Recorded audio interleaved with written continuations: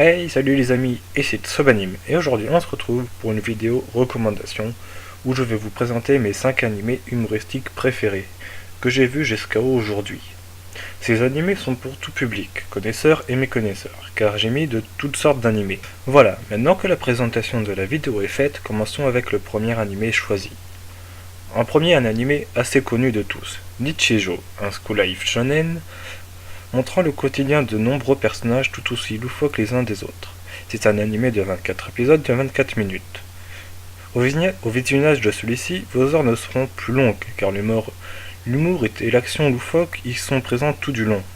Vous ne vous en passerez pas. Clairement, s'il y a bien un animé à recommander, c'est bien lui, car que ce soit pour une personne qui découvre les animés ou une personne qui s'y connaît, il est accrocheur dans tous les sens, avec de l'humour très bien posé et rythmé et des personnages avec des personnalités barrées tout du long. Ensuite, passons à Arrow Girl, un animé de cette saison qui comporte 5 épisodes pour l'instant, en cours donc. On suit le quotidien d'amis d'enfance, Akutsu, un élève qui aime étudier et intelligent, et de Yoshiko qui elle est tout l'inverse, qui aime les bananes, et ainsi s'amuser aussi, ainsi que d'autres personnages aussi cool. Alors j'ai hésité à en parler car il est tout récent et n'est pas encore terminé, mais l'humour présent m'a fait pleurer de rire à chaque épisode, et mention surtout spéciale à l'opening qui comporte des scènes différentes à chaque épisode. De plus, la différence entre Yoshiko et Akutsu fonctionne très bien de pair et marche super bien.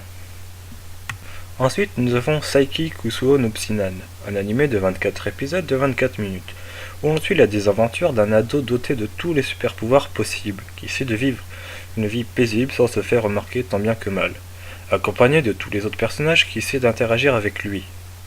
De base, c'est un yonkoba comme manga, donc les épisodes sont des petits épisodes collés les uns aux autres pour n'en former qu'un. Donc si on les sépare, on obtient un animé d'à peu près 100 épisodes à la base. Il faut savoir aussi qu'il y a une sorte d'adaptation qui est sortie il y a longtemps. Alors de base, j'adore tous les animés qui parlent d'espères, donc de personnes avec des super pouvoirs, tout comme il s'appelle Mob Psycho et tous ces animés de cette clique-là. Mais celui-ci, je le surkiffe, car le personnage de Saiki, qui ne parle que par télépathie, est super classe et intelligent. Et j'adore tout particulièrement ce genre de personnage. Donc cet animé n'étant pas très connu, je le conseille fortement, car si vous aimez les shonen surnaturels entre guillemets, ou avec des experts, il est fait pour vous, surtout qu'il me semble qu'une saison 2 est prévue, donc c'est le moment de le regarder. Puis en avant-dernier, nous avons un animé qui est à la fois méconnu et à la fois connu.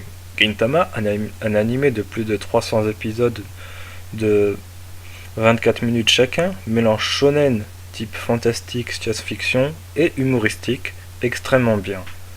Passant d'humour à action bien badass et scènes de combat magnifiques. Tout ceci dans un Edo futuriste où des extraterrestres ont envahi le Japon et interdit le port du sabre, dans une époque grouillant de samouraïs. On suivra le quotidien de Sakata Gintoki, freelancer homme à tout faire donc de l'agence Yorozuya, avec ses deux amis, Shinpachi, un apprenti samouraï, et Kagura, une extraterrestre du peuple des Yato, donc le peuple le plus fort de l'univers, ainsi que de tous les autres personnages tout aussi intéressants. Alors comment dire, s'il y en a un vraiment de manga ou animé que je conseille, c'est surtout celui-là. Même si les 15 premiers épisodes sont longs à démarrer, donc difficile de s'y mettre, surtout avec toutes ces références au début sur le Japon et son univers, mais une fois passés ces obstacles, les 300 autres épisodes se regardent à la pelle, et c'est des heures et voire des jours de fou rire à ne pas s'arrêter, tout en prenant plein la vue avec ces scènes d'action. Mais si je dois conseiller un moyen de s'y mettre rapidement, c'est bien avec les 2 films d'animation pour l'animé, car tout y est bien retranscrit dans ceci, et le premier est même un remake d'un des arcs de l'animé, donc il est plus facile de s'y mettre. À savoir qu'un film est sorti au Japon, un film live. Et enfin, en dernier animé à conseiller, je finis par un animé qui est très peu connu mais qui mérite tout autant d'être connu que les autres, Sayonara Zetsubo Sensei, un animé du studio Shaft avec 3 ou 4 saisons de 12 épisodes de 24 minutes, où l'on suit le quotidien d'un prof dépressif dans une classe remplie d'élèves déjantés. Une stalkeuse, une hikikomori, une fille remplie de joie, une tsundere, etc. etc. Là où d'habitude on suit le quotidien d'élèves, ici c'est le contraire. Ici c'est tout le contraire quand on suit le quotidien d'un prof.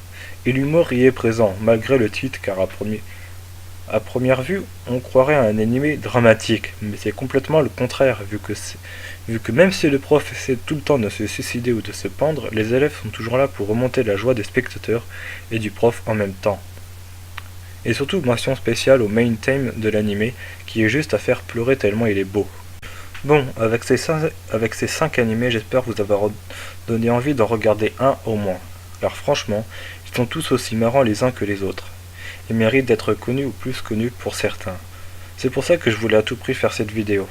Bon, sur ce, je vous laisse et je vous dis à bientôt pour une autre émission recommandation.